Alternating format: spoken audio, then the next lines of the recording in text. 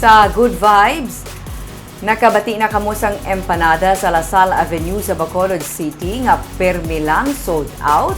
Yaring report ni Romeo Subaldo.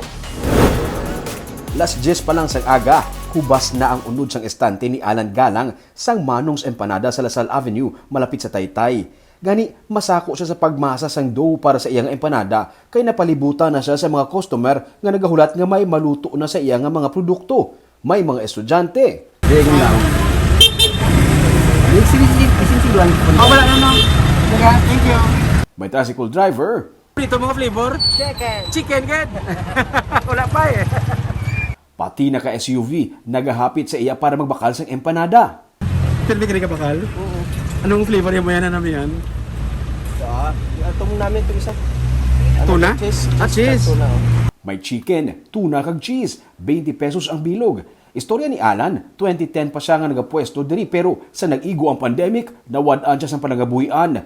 Ginsulod niya ang trabaho sa construction para lang may income. Tingin mo, kung nag-stop lang ito eh, tapos na nita ko na extra income, nag-job na ubra-ubra. Ano nga mga obra nung? Construction. Naga-messenger siya sadto sa isa ka kumpanya kag nakaagi man trabaho sa food court sa mall.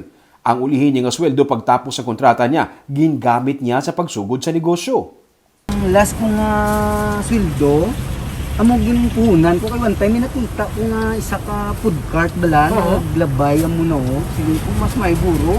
Wala ka na. O magtapos ang kontrata ko, amo na ben, naging ma-testing ko mabaligya.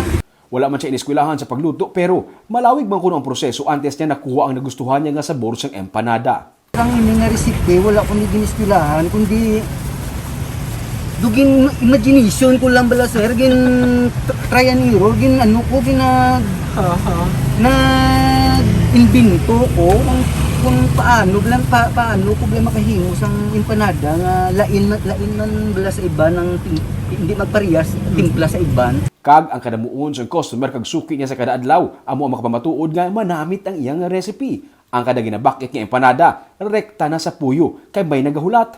Makapaubos sa tubtub 120 ka mga empanada sa isa ka adlaw. Pangabay na lang nga kuntani, sige-sige na ang pagbangon para sige-sige man ang iyang pagnegosyo. Ilabi na nga may anom sa ka mga kabataan nga ginapa eskwela.